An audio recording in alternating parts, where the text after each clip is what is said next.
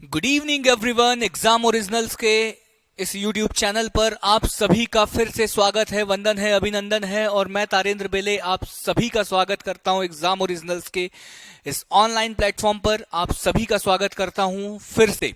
ठीक है, जैसा कि आप सभी को पता है, ये हमारे आयोग मतलब मध्य प्रदेश लोक सेवा आयोग के 10वीं यूनिट की का आखिरी लेक्चर है। आखिरी लेक्चर आप इसे मान सकते हैं क्योंकि ये हमारा आखिरी टॉपिक है जिसमें हम लोग बात करने वाले हैं राज्य मानव अधिकार आयोग के बारे में। और लास्ट के लेक्चरों में अगर हम लोग लास्ट के लेक्चरों की बात करें तो लास्ट के लेक्चरों में हम लोगों ने राष्ट्रीय मानव अधिकार आयोग के बारे में बहुत ही अच्छे से, बहुत ही गहनता से हम लोगों ने अध्ययन कर लिया। और बहुत ही गहनता से अध्ययन करने के साथ ही हमने मानव अधिकार आयोग को खत्म कर दिया। हमारा जो आखिरी टॉपिक बचता है, हमारा आखिरी टॉपिक बचता है राज्य मानव अधिकार आयोग। और राज्य मानव अधिकार आयोग को भी आज हम इन 40-50 मिनटों में बहुत ही अच्छे से समझ जाएंगे। मुझे कुछ नया बताने की आवश्यकता ही नहीं है क्योंकि ऑलरेडी सारी चीजें आप जानते हो। ऑलरेडी आपने राष्ट्रीय मानव अधिकार आयोग में 3 लेक्चर ले चुके हो, तो राज्य मानव अधिकार आयोग में आपको और ज्यादा लेने की आवश्यकता ही नहीं है क्योंकि बहुत सी समानताएं राज्य मानव अधिकार आयोग और राष्ट्रीय मानव अधिकार आयोग में समान है। जैसे कार्य समान है, क्या कमियां हैं वो समान है, क्या सुझाव है हमारे वो सारी चीजें समान है। नियुक्ति की जो प्रोसेस है वो मैंने वहां बताई थी, यहाँ बहुत आसानी से, मैं बहुत जल्दी यहाँ पर मुझे पृष्ठभूमि बनाने की आवश्यकता नहीं है क्योंकि वहां मुझे एक क्लास जो है वो पृष्ठभूमि बनाने में ही लग गई थी। लेकिन यहाँ मुझे पृष्ठभूमि बनाने की आवश्यकता नहीं है क्योंकि पृष्ठभूमि आप लोगों को पता ही है। जो पृष्ठभूमि हमने राष्ट्रीय मानव अधिकार आयोग के लिए बनाई थी, जो पृष्ठभूमि हमने मानव अधिकार संरक्षण अधिनियम 1993 के लिए बनाई थी, वही पृष्ठभूमि है राज्य मानव अधिकार आयोग के लिए। और राज्य मानव अधिकार आयोग का जो आई कहां से बात, तो राज्य मानव अधिकार आयोग की बात वहीं से आई, कहां से? पेरिस सिद्धांत से। 1991 में जब पेरिस सिद्धांत हुआ तो पेरिस सिद्धांत के बाद देश की सरकार ने कहा कि हम अपने यहां जो है पेरिस सिद्धांत को मानते हुए हम अपने देश में मानव अधिकार संस्थाओं का गठन करेंगे, जिसके लिए हमने मानव अधिकार संरक्षण अधिनियम 1993 आप लोगों के लिए, देश की जनता के लिए लेकर आए हैं। और इसी मानव अधिकार संरक्षण अधिनियम 1993 के तहत धारा 3 और धारा 21 के तहत राज्य मानव अधिकार आयोग और धारा 3 के तहत राष्ट्रीय मानव अधिकार आयोग के गठन का प्रावधान कर दिया गया। सारी चीजें हम लोगों ने देख ली कि 8 चैप्टर है, 43 धाराएं हैं। कुछ धाराएं राज्य मानव अधिकार आयोग से संबंधित है, कुछ धाराएं जो राष्ट्रीय मानव अधिकार आयोग से संबंधित थी वो धाराएं हम लोग पिछले लेक्चरों में देख चुके हैं। आज हम उन धाराओं के बारे में डिस्कशन करेंगे जिनका संबंध राज्य मानव अधिकार आयोग से है। ठीक है, तो सर क्या पढ़ने का तरीका वही रहेगा, चाहे जो कुछ भी हो जाए, कुछ नहीं बदलेगा। लेकिन मैं कहता हूं कि आप ना थोड़ा सेल्फ मोटिवेट रहा करें। सेल्फ मोटिवेट रहना बहुत जरूरी है क्योंकि अगर आप जिस दिन अपने खुद पर, अपने स्वयं पर जिस दिन आपने शक कर लिया, उस दिन से आपका जो आपसे बड़ा दुश्मन है ना वो कोई नहीं होगा। मतलब खुद पे तो शक करना ही नहीं कभी। कोई भी चीज है, हाँ मैं कर सकता हूं, बस इतना बोल दोगे ना तो आपका आधा काम इतने से ही बन जाता है। ठीक है, सारी चीजें कंप्लीट करते हैं। आज हम बहुत ही फास्ट तरीके से राज्य मानव अधिकार आयोग को बहुत ही तेजी से हम लोग निपटाएंगे। तो क्या है राज्य मानव अधिकार आयोग? आप लोगों को पता है, मुझे यह बताने की जरूरत नहीं है कि इन आयोगों का गठन क्यों किया गया है। क्या ये सारी चीजें मुझे बताने की आवश्यकता है? तो बिल्कुल बताने की आवश्यकता नहीं है सर, क्योंकि हमें पता है कि इस देश में अब राज्य मानव अधिकार आयोग है। अगर कोई मध्य प्रदेश राज्य मानव अधिकार आयोग है तो मध्य प्रदेश के जो नागरिक हैं उनके मानव अधिकारों का उल्लंघन, उनके मानव अधिकारों को सुनिश्चित करने के लिए, उनके मानव अधिकारों पर हो रहे उल्लंघनों के लिए कार्यवाही करने के लिए राज्य में राज्य मानव अधिकार आयोग का गठन किया गया है। मुझे सारी चीजें बताने की आवश्यकता ही नहीं है क्योंकि मैंने वो सारी चीजें राष्ट्रीय मानव अधिकार आयोग में आपको बता दी। और वहां अगर मैंने बता दी तो वही सारी चीजें, वही काम राज्य मानव अधिकार आयोग का भी होगा जो काम राष्ट्रीय मानव अधिकार आयोग का होता था। लेकिन राष्ट्रीय मानव अधिकार आयोग का काम जो है वो केंद्रीय स्तर पर होता था, तो राज्य मानव अधिकार आयोग का जो काम होगा वो राज्य स्तर पर होगा, वो अपने राज्य के अंदर वो काम करेगा। क्या इतनी बातें आप लोगों को क्लियर है? अगर इतनी बातें क्लियर है तो हम लोग आगे बढ़ते हैं और आगे बढ़ते से ही डायरेक्ट हम लोग आएंगे सामान्य परिचय पर। राज्य मानव अधिकार आयोग का जो सामान्य परिचय है, तो हम लोग यहाँ पर बेसिकली मध्य प्रदेश मानव अधिकार आयोग के बारे में पढ़ने वाले हैं। तो सामान्य परिचय अगर हम लोग देख लें, क्या सामान्य परिचय है? हाँ, सामान्य परिचय क्या है? पेन हाँ थोड़ा डार्क हो जाए वो ज्यादा अच्छा है। क्या सामान्य परिचय है सर? तो क्या सामान्य परिचय है? सामान्य परिचय ये है कि सावधिक निकाय है। सावधिक निकाय क्यों है भाई साहब? सावधिक निकाय इसलिए है क्योंकि मानव अधिकार संरक्षण अधिनियम 1993 की धारा 21, ये मैंने बताया, ये इंपॉर्टेंट करने, याद करने लायक है।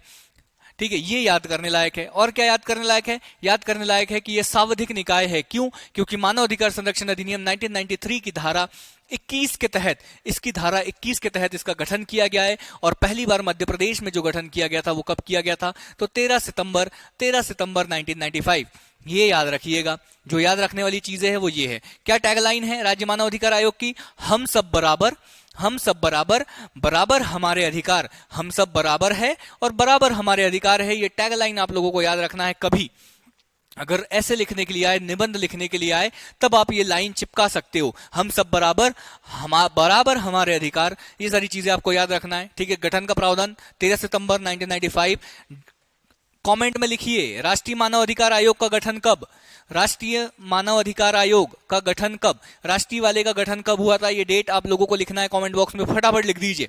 ठीक है, तो ये चीजें हो गई। धारा 21। यहां बताइए कि राष्ट्रीय मानव अधिकार आयोग से संबंधित जो धारा है वो कौन सी है? गठन संबंधित धारा कौन सी है? मैं हर चीज, जो भी चीज मैं यहां पढ़ाऊंगा उससे मैं आपको राष्ट्रीय मानव अधिकार से संबंधित आपसे पूछूंगा। और आपको अगर याद नहीं हो तो आप पहले वो वीडियो देखना, रिकॉल करना और कमेंट बॉक्स में लिखना। ठीक है, ये चीजें हो गई। मुख्यालय, मुख्यालय क्या बोला? राष्ट्रीय मानव अधिकार आयोग का मुख्यालय वहां होगा जहां राज्य सरकार, राज्य की जो भी सरकार होगी वो जहां चाहेगी वहां इसका मुख्यालय होगा। वर्तमान में मध्य प्रदेश की बात करें तो मध्य प्रदेश में पर्यावास भवन भोपाल में आज मध्य प्रदेश मानव अधिकार आयोग का वो है, मुख्यालय है, ये है। वर्तमान में अध्यक्ष जो है वो है नरेंद्र कुमार जैन। ये नाम याद रखना है, नरेंद्र कुमार जैन। ये इनकी फोटो है। नरेंद्र कुमार जैन वर्तमान में मध्य प्रदेश मानव अधिकार आयोग के क्या है? ये अध्यक्ष है। ठीक है, वहां पर आप लोगों को लिखना है, यहां पर लिखना है कि राष्ट्रीय मानव अधिकार आयोग के अध्यक्ष कौन है?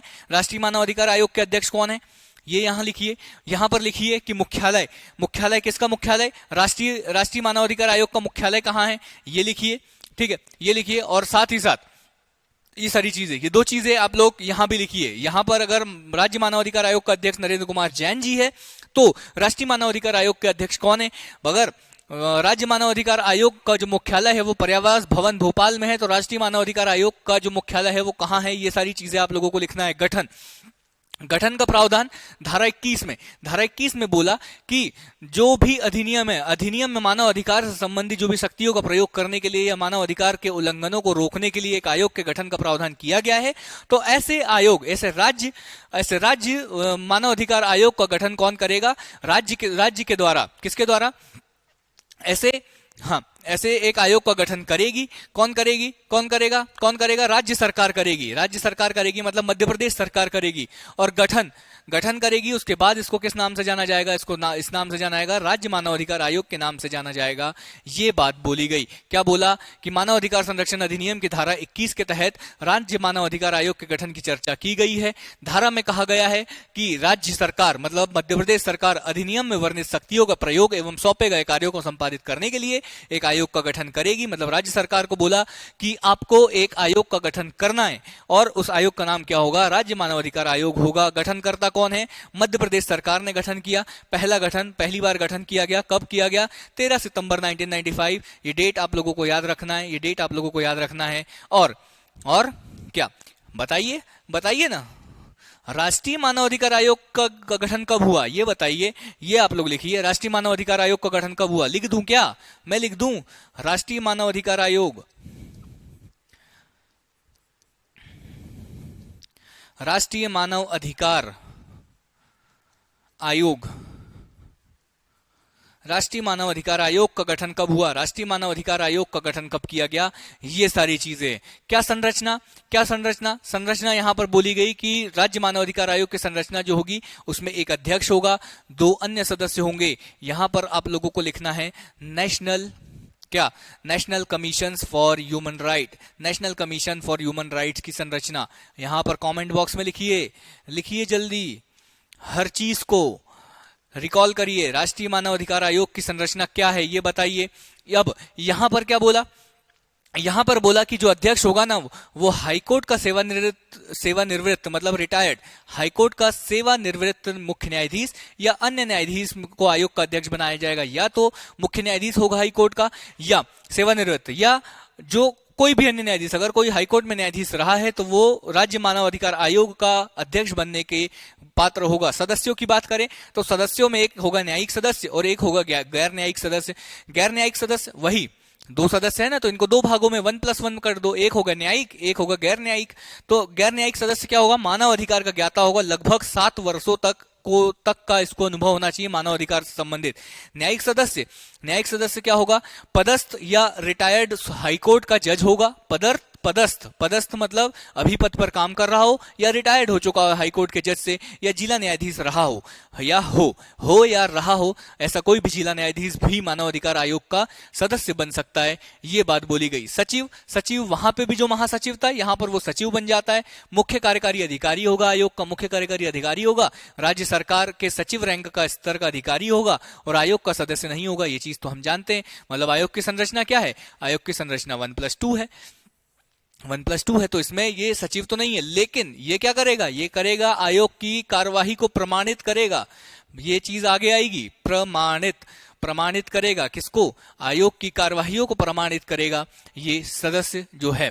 ठीक है, तो फिर प्रावधान किया गया। हाँ, वहां पर राष्ट्रीय मानव अधिकार आयोग था, यहां पर बोला गया कि अगर कोई राज्य अपने यहां मानव अधिकार आयोग का गठन नहीं करना चाहता तो 2 या 2 से अधिक राज्यों को मिलाकर एक संयुक्त राज्य मानव अधिकार आयोग का गठन किया जाएगा। ये चीज भी यहां बोल दी गई कि चलो ठीक है, आप अपने यहां नहीं करना चाहते तो 2-3 राज्यों को मिलाकर एक ऐसे मानव अधिकार आयोग का गठन कर दो, एक ऐसे संयुक्त मानव अधिकार आयोग का गठन कर दो जो तीनों राज्यों का काम जो है वो देख ले, तीनों राज्यों में मानव अधिकारों के उल्लंघन में जो शिकायतें आ रही उनकी जांच कर ले, मानव अधिकार संबंधित जितने भी मामले हैं उनको सारे सब देख ले। ऐसा एक संयुक्त मानव अधिकार आयोग के गठन का प्रावधान किया गया। जांच क्षेत्र क्या होगा इन संयुक्त मानव अधिकार आयोग या राज्य मानव अधिकार आयोग का जांच क्षेत्र क्या होगा, एक तो सूची 2 और सूची 3। आपने वो सुना है, अनुसूचियां सुनी है संविधान की, 3 अनुसूचियां, उसमें से जो स्टेट लिस्ट है उस पे काम करेगा और एक है कॉन्करेंट लिस्ट। ठीक है, स्टेट लिस्ट, कॉन्करेंट लिस्ट, इन दो जो अनुसूचियां है उनमें उल्लेखित जितने भी मानव अधिकारों के जो मामले हैं उन सभी मामलों पे काम करेगा। संघ के जितने भी क्षेत्र है, संघ की जो लिस्ट है, संघ की जो अनुसूची है, संघ की, ठीक है, संघ सूची जो है, अनुसूचियों में जो संघ सूची है, संघ सूची में काम नहीं करेगा, राज्य सूची में काम करेगा और कॉन्करेंट लिस्ट में काम करेगा कौन, राज्य मानव अधिकार आयोग। इसके बाद अध्यक्ष एवं सदस्यों की नियुक्ति, आपको पता है धारा 21 में गठन का प्रावधान, धारा 22 में क्या है, अध्यक्ष एवं सदस्यों की नियुक्ति किसके तहत, मानव अधिकार संरक्षण अधिनियम 1993 के तहत राज्य मानव अधिकार आयोग के अध्यक्ष एवं सदस्यों की नियुक्ति संबंधी प्रावधान है। कौन करेगा नियुक्त, राज्यपाल करेगा, लेकिन कब करेगा, उच्च स्तरीय चयन समिति के अनुसार पर करेगा। अब देखो वहां पर भी चयन समिति थी, यहां पर भी चयन समिति थी। अब देखो बात यहां पर आ जाएगी, क्या बात आ जाएगी, अब चयन समिति, बात वही आ गई ना। हाँ, इसको भी आप वो कर दो, ठीक है भाई साहब। चयन समिति,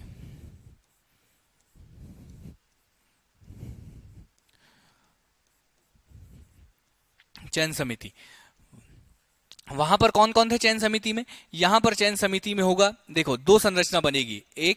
एक मतलब ये जो अध्यक्ष होगा ये तो उस राज्य का सीएम होगा, उस राज्य का क्या होगा, उस राज्य का सीएम होगा। लेकिन यहां पर जो अलग से जो 5 सदस्य, या तो 2 सेकंड है ना,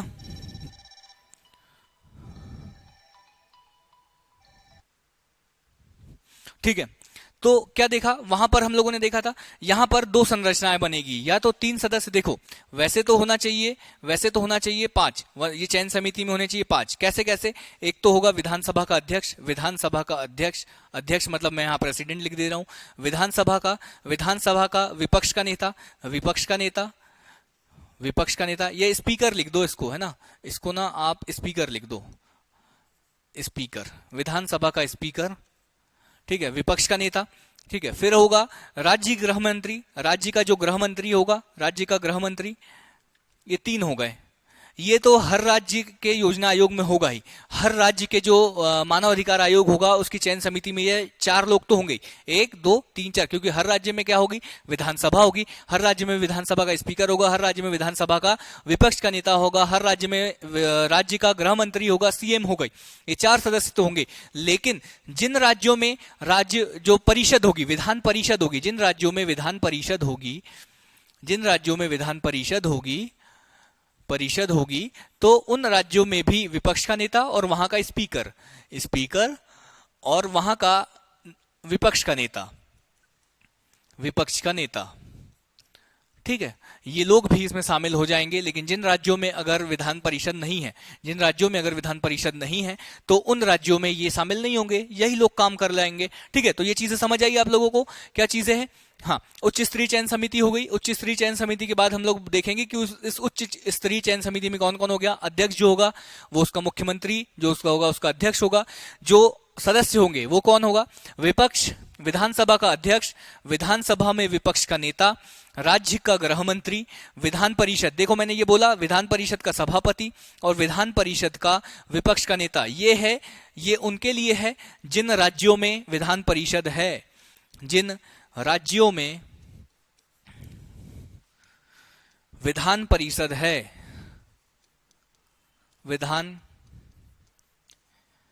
परिषद, जिन राज्यों में विधान परिषद है ये उन राज्यों के लिए है जिन राज्यों में यही द्विसदनीय या विधान परिषद है। देखो ये सारी चीजें ना, जो ये वर्ड्स है ना, अगर किसी किसी को समझ नहीं आता होगा कि विधानसभा विधान परिषद क्या है, पॉलिटी की क्लासेस में हम लोग बहुत अच्छे से समझेंगे, क्योंकि शब्द की क्लैरिटी हम लोगों की बहुत अच्छे से होनी चाहिए। ये सारी चीजें, वही जो चीजें मैंने समझाई है, सब कुछ वही लिखा हुआ है, बाकी को समझाने लायक है नहीं। नोट वाली बात यह है कि कब जब भी किसी उच्च न्यायालय, जब भी किसी हाईकोर्ट, हाईकोर्ट मतलब उच्च न्यायालय, हाईकोर्ट के किसी भी सदस्य, किसी भी पदस्थ, पदस्थ मतलब कार्य कर रहे किसी भी उच्च न्यायालय के न्यायाधीश को जब भी नियुक्त किया जाएगा, तो राज्य के मुख्य न्यायमूर्ति, राज्य के मुख्य न्यायमूर्ति मतलब हाईकोर्ट के मुख्य न्यायाधीश, उस समय पर उस राज्य के हाईकोर्ट में जो मुख्य न्यायाधीश होगा, सीजेआई होगा, चीफ जस्टिस होगा, ठीक है, जो वहां पर न्यायमूर्ति होगा, चीफ जस्टिस होगा, उससे अनुमति लेना आवश्यकता है, उससे परामर्श किया जाना आवश्यक है। चयन समिति में रिक्ति के कारण अविधिमान्य, मतलब अगर चयन समिति में कोई पद खाली है, विपक्ष के नेता का पद खाली है, कोई भी पद खाली है, तो उसकी विधि जो है वो अविधिमान्य नहीं होगी। ये चीजें हमने लोगों ने राष्ट्रीय मानव अधिकार आयोग में भी देख ली थी। त्यागपत्र और पद से हटाया जाना, त्यागपत्र और पद से हटाया जाना। त्यागपत्र वहां किसको दिया जा रहा था, वहां राष्ट्रपति को दिया जा रहा था, यहां पर त्यागपत्र दिया जाएगा। धारा कौन सी, धारा 23, अधिनियम वही है, धारा 23 है। अब किसको दिया जा रहा है, राज्यपाल को दिया जा रहा है। और कैसे रूप में दिया जा रहा है, तो लिखित रूप में दिया जा रहा है, राज्यपाल को दिया जा रहा है, लिखित रूप में दिया जा रहा है। ये सारी चीजें हो गई है, ये सारी चीजें हो गई है, ठीक है। तो राज्यपाल को दे दिया। अब हटाने की प्रक्रिया वही, 2 आधारों पर राज्यपाल के द्वारा हटाया जाएगा। 2 तरीके होंगे, ये चीज समझिए, 2 तरीके होंगे। पहला तरीका क्या है, पहला तरीका यह है कि सुप्रीम कोर्ट की जांच के साथ, सुप्रीम कोर्ट क्या, अगर आप साबित कदाचार और असमर्थता के आधार पर अगर कोई राज्यपाल किसी राज्य मानव अधिकार आयोग के सदस्य और अध्यक्षों को हटाता है, फिर सुप्रीम कोर्ट कूद के बीच में आएगा। सुप्रीम कोर्ट बोलेगा नहीं, हम पहले जांच करेंगे, रुको, हम अभी जांच करेंगे, हम जांच करेंगे, अगर हमारी जांच में पाया जाता है कि वो दोषी है तो हटा देना, नहीं तो पद पर बना रहेगा, ऐसा बोलता है सुप्रीम कोर्ट। ये हो गया ये आधार। लेकिन फिर राज्यपाल बोलता है नहीं, आप जो आधार समझ रहे हो ना, आधार जो है साबित कदाचार और असमर्थता, ये आधार पे नहीं हटा रहा हूं मैं किस आधार पे हटा रहा हूं, तो मैं जिन आधारों पे हटा रहा हूं वो ये है कि दिवालिया हो गया हो, कार्यकाल के दौरान अन्य वैतनिक नियोजन में लगा हुआ है, शारीरिक और मानसिक रूप से दुर्बल है, अनैतिक अधमता वाले अपराध में दोषी पाया गया है, इस वजह से मैं हटा रहा हूं, तो अब आप बीच में नहीं आओगे। सुप्रीम कोर्ट बोलेगा ठीक है, हम समझ गए, हम जा रहे हैं, ठीक है। तो ये हो गया। तो जांच के साथ, समझ रहे हो, जांच के साथ 2 तरीके। पहला तरीका, एक तरीका जो रहेगा, अगर इस आधार पर हटाओगे ना, आधार जो होगा वो साबित कदाचार और असमर्थता के आधार पर अगर आप हटाओगे, तो सुप्रीम कोर्ट जांच करेगी। किस चीज की जांच करेगी, कि लगाए गए आरोप सही है या नहीं है। अगर लगाए गए आरोप सही होंगे तो उसको हटा दिया जाएगा, अन्यथा नहीं हटाया जाएगा। इसमें राष्ट्रपति, और दूसरा, हाँ, यहां राज्यपाल नहीं हटाएगा, ये चीज थोड़ा ध्यान देने योग्य है मेरे बड़े भाई। हाँ, देखो कितनी अच्छी चीज है आप लोगों के लिए लेकर आया हूं मैं। फ्लो में आपको बताना ही भूल गया था कि देखो, नियुक्ति, त्यागपत्र, सब कुछ तो राज्यपाल कर रहा है, लेकिन हटाने का काम जो है वो राज्य मानव अधिकार आयोग और राष्ट्रीय मानव अधिकार आयोग दोनों में राष्ट्रपति के द्वारा किया जा रहा है। ये चीज गांठ बांध के रख लो, गांठ बांध के 500 अगर स्टार लगा दो ना, तो वो भी कम पड़ेगा। कौन हटाएगा, राष्ट्रपति के द्वारा हटाया जाएगा और किसी के द्वारा नहीं हटाया जाएगा। सारी चीजें वही है, सब कुछ ठीक है। ये स्टार लगा दिया हूं, राष्ट्रपति, इस पर ध्यान देने योग्य बातें हैं। फिर आधार हो गया, सारी चीजें हो गई। राज्य मानवाधिकार आयोग की पदावधि, पदावधि मतलब कार्यकाल के बारे में धारा 24 में बोला गया है। अब क्या कार्यकाल होगा, पहले आपको भी पता है 5-70 हुआ करता था, लेकिन अब 3 वर्ष और 70 वर्ष की आयु तक वो अपने पद पर बना रहेगा अध्यक्ष, और 3-70 पर कौन बना रहेगा, सदस्य भी अपने कार्यकाल में बना रहेगा 3 वर्ष और 70 वर्ष की आयु तक। ठीक है, पुनः नियुक्ति कितनी बार, एक बार पुनः नियुक्ति के पात्र होंगे। मैंने बताया 2019 में संशोधन किया, और पहले जो पुनः नियुक्ति के पात्र नहीं हुआ करते थे उनको पात्र करके एक बार पुनः नियुक्ति के पात्र बना दिया गया।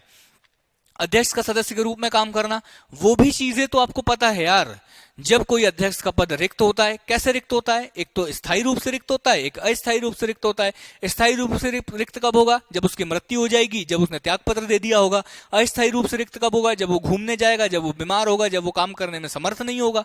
ये देखो, फिर क्या होगा, फिर क्या होगा, फिर कौन आएगा, फिर आएगा राज्यपाल। राज्यपाल को ये अधिकार दे दिया गया, फिर राज्यपाल आएगा, राज्यपाल आएगा और राज्यपाल क्या बोलेगा, राज्यपाल बोलेगा कि मैं इन जो 2 सदस्य बचे हैं उसमें से किसी एक को अध्यक्ष बना देता हूं। तो वो कब तक के लिए बनेगा, अगर स्थायी रूप से अगर पद खाली हुआ हो अध्यक्ष का, तो जब तक नए अध्यक्ष की नियुक्ति नहीं की जा सकती तब तक वो पद पर बना रहेगा कार्यकारी अध्यक्ष, और अस्थायी रूप से जब तक वो अपने पद पर वापस नहीं आ जाता तब तक के लिए वो बना रहेगा अध्यक्ष। यही सारी चीजें हैं धारा 25 में, इन्हीं सब चीजों के बारे में बोला है। जो याद रखने वाली चीजें ये है कि कार्यकारी अध्यक्ष की नियुक्ति कौन करता है, तो कार्यकारी अध्यक्ष की नियुक्ति करता है कौन, राज्यपाल।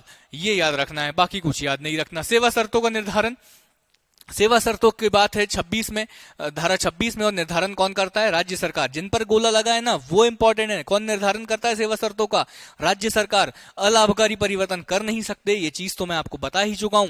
बाकी की चीजें अगर हम लोग देखें कि विनियमन कौन करता है, मैंने बताया था कि प्रमाणित करता है राज्य आयोग। जो आयोग जो भी आदेश और जो भी कार्य करता है उसको प्रमाणित किसके द्वारा होता है, वो महासचिव जो सीईओ है उसके द्वारा प्रमाणित किया जाता है। ये चीजें बता चुका हूं। कर्मचारीगण, आयोग को अपनी कार्यवाही को क्रियान्वित करने के लिए, आयोग को अपने जितनी भी जांच है सारी चीजें काम करने के लिए उसको कर्मचारियों की आवश्यकता है। काम को आगे बढ़ाने के लिए कर्मचारियों की आवश्यकता है। तो ये कर्मचारी कौन देगा, ये कर्मचारी कौन देगा, राज्य सरकार के द्वारा ये कर्मचारी दिए जाएंगे। ठीक है, कौन सी धारा के तहत, धारा 27 के तहत राज्य सरकार के द्वारा वो दिए जाएंगे, और राज्य सरकार के सचिव स्तर के अधिकारी होंगे और डीआईजी श्रेणी के अधिकारी के नियंत्रण में काम करेंगे पुलिस के।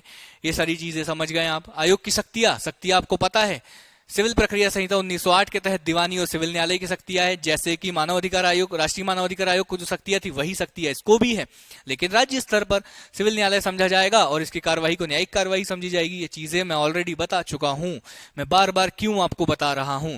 वार्षिक रिपोर्ट, अपनी वार्षिक रिपोर्ट किसको देगा, राज्य सरकार को देगा।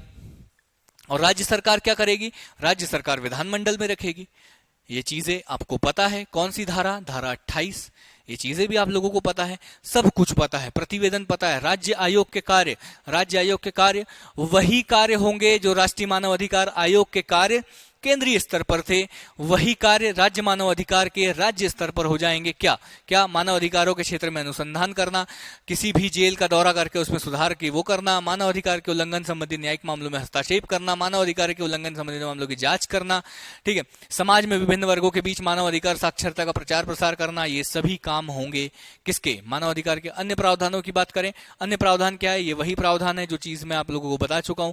धारा 33 में राज्य सरकार द्वारा राज्य मानव अधिकार को अनुदान दिया जाता है। वहां 34 में क्या था, केंद्र सरकार के द्वारा राष्ट्रीय मानव अधिकार आयोग को अनुदान दिया जाता था। यहां 33 में है राज्य सरकार के द्वारा राज्य मानव अधिकार आयोग को अनुदान मतलब धन प्रोवाइड किया जाता है। 35 में लेखा परीक्षण कि राज्य मानव अधिकार आयोग जो लेखा परीक्षण करता है उसके बारे में वो किया है। 36 में बोला गया है क्या कि 1 वर्ष से अधिक पुराने मामलों की जांच नहीं करेगा और उन सभी मामलों में जांच नहीं करेगा जिसपे जो मामले जो है वो राष्ट्रीय मानव अधिकार के समक्ष लंबित है, उनमें जांच नहीं करेगा। राष्ट्रीय मानव अधिकार आयोग इसके कार्य में दखल नहीं देगा, ये राष्ट्रीय मानव अधिकार आयोग के कार्य में दखल नहीं देगा। इतनी सी बात है, आप समझदार हो ही सारी चीजें। और राज्य मानव अधिकार आयोग राष्ट्रीय मानव अधिकार आयोग द्वारा भेजे गए मामलों की सुनवाई करेगा। लेकिन यहां पर यह है कि राष्ट्रीय मानव अधिकार आयोग अगर कोई मामला देता है राज्य मानव अधिकार आयोग को कि आप इस मामले की जांच करो, तो राज्य मानव अधिकार आयोग उन मामलों की भी जांच करेगा। इस बात का प्रावधान है। बाकी कुछ चीजें है नहीं यार, ये आप लोगों का कंप्लीट हो गया। आप समझ रहे हैं, राज्य मानव अधिकार आयोग भी आप लोगों का बहुत अच्छे से कंप्लीट हो गया, मतलब कुछ ज्यादा था नहीं। जो चीजें थी वो राष्ट्रीय मानव अधिकार आयोग ही थी, इस वजह से उसमें 3 लेक्चर लगे। और राज्य मानव अधिकार आयोग उसी का ही एक प्रतिबिंब आप मान लो कि जैसे वहां था वैसे यहां था, वहां राज्यपाल था यहां राष्ट्रपति था, मतलब आप समझ रहे हो सारी चीजें एकदम सेम सेम। बहुत अच्छे से इसी के साथ मुझे बताते हुए बहुत ज्यादा खुशी हो रही है। उम्मीद करता हूं कि आप सभी खुश होंगे, कुशल मंगल होंगे, हमेशा हंसते रहोगे, मुस्कुराते रहोगे, सब कुछ करते रहोगे। लेकिन मैं आप लोगों को बताता हूं खुशी की खबर भी है और दुख की खबर भी है। क्या खुशी की खबर, क्या दुख की खबर यह है कि खुशी की खबर यह है कि मध्य प्रदेश लोक सेवा आयोग के प्रारंभिक परीक्षा की 10वीं यूनिट हम लोगों की कंप्लीट हो गई है। और दुख की खबर है कि मुझे लगता है कि आप लोगों को कंप्लीट नहीं हुआ, लेकिन पूरा देख के, ठीक है, मैंने तो अपना काम कर दिया, अब आप लोगों का काम है कि आपको अपना काम पूरी ईमानदारी से करना है। काम के प्रति ईमानदार रहिए, अपना काम करते रहिए, क्योंकि भगवान श्री कृष्ण भी कहते हैं कि हमें ना सिर्फ और सिर्फ कर्म, जो हमारे अधिकार में सिर्फ और सिर्फ कर्म होता है, जो फल होता है वो ईश्वर के हाथों में होता है। इसीलिए ना तो कर्म से भागना उचित है और ना ही कर्म से प्राप्त होने वाले फल की आशा रखना उचित है। इस यही तो कहते हैं ना, कब कब कहते हैं भगवान श्री कृष्ण, पता है महाभारत की जब रणभूमि में क्या हो रहा था, रक्त की नदियां बह रही थी। महाभारत की रणभूमि में जब लहू इतना तेजी से बह रहा था, लोगों के सर कट रहे थे, तब अर्जुन थे ना, अर्जुन भगवान श्री कृष्ण से कहते हैं कि हे माधव, हम इस युद्ध को जीत भी जाएंगे, अगर हम इस युद्ध को जीत भी जाते तो हमें क्या प्राप्त होगा? इतना नरसंहार हो रहा है, इतने रक्त की नदियां बह रही, लेकिन हमें क्या प्राप्त होगा? तब भगवान श्री कृष्ण कहते हैं कि कर्मण्यवाधिकारस्ते मा फलेषु कदाचन मां कर्म फल हेतर्भु माते संघोष्टि कर्मणि। अर्थात वही कि हमारे अधिकार में तो केवल क्या है, हमारे अधिकार में तो केवल कर्म है, फल जो है वो ईश्वर के हाथों में होता है। इसीलिए ना तो कर्म से भागना उचित है और ना ही कर्म से प्राप्त होने वाले फल की आशा रखना उचित है। इन्हीं शब्दों के साथ मैं तारेंद्र बेले आप सभी लोगों से विदा लेता हूं। और अब जब हमारी मुलाकात होगी तो एक नए टॉपिक के साथ हम लोगों की मुलाकात होगी, एक नए जोश के साथ, एक नई उम्मीदों के साथ। और मैंने आप लोगों को बता ही दिया है, क्या बताया है, मैंने आप लोगों को बताया है कि हम लोगों का जो अब हम लोगों की जो मुलाकात होने वाली है वो प्रीवियस ईयर के पिछले 10 सालों के प्रश्नों को हल करने के लिए हम लोगों की मुलाकात होने वाली है। इसके बाद हम लोगों की मुलाकात होगी करंट अफेयर के एक नए रूप में लेकर आऊंगा मैं आप लोगों के लिए, जो मध्य प्रदेश लोक सेवा आयोग के लिए आप लोगों के लिए बहुत ज्यादा इंपॉर्टेंट हो गया करंट अफेयर, वो मैं आप लोगों के लिए लेकर आऊंगा। उम्मीद करूंगा कि आप लोगों को सबको बहुत अच्छा लगेगा। जैसे कि मैंने आप लोगों को आयोग पढ़ाया है उसी तरीके से मैं आप लोगों को पॉलिटी भी पढ़ाने वाला हूं, लेकिन कहां, एग्जाम ओरिजिनल्स के ऐप पर। लेकिन जो चीजें, जो क्वेश्चंस है, जो करंट अफेयर है, वो आप लोगों को यूट्यूब पर ही मिलेगा। वो चीजें मेरे द्वारा आपको इस किसी भी समय आपको टाइम बता दिया जाएगा, उसी समय आप लोगों को एग्जाम ओरिजिनल्स के यूट्यूब चैनल पर मिल जाएगी, ऐप पर मिल जाएगा, सब जगह मिल जाएगा, ठीक है। लेकिन तब तक के लिए बहुत बहुत धन्यवाद। खुश रहिए, सदा मुस्कुराते रहिए, हमेशा हैप्पी रहिए। फिर से मुलाकात होगी एग्जाम ओरिजिनल्स के इस यूट्यूब चैनल पर, एग्जाम ओरिजिनल्स के इस चैनल पर, ठीक है। बहुत बहुत धन्यवाद।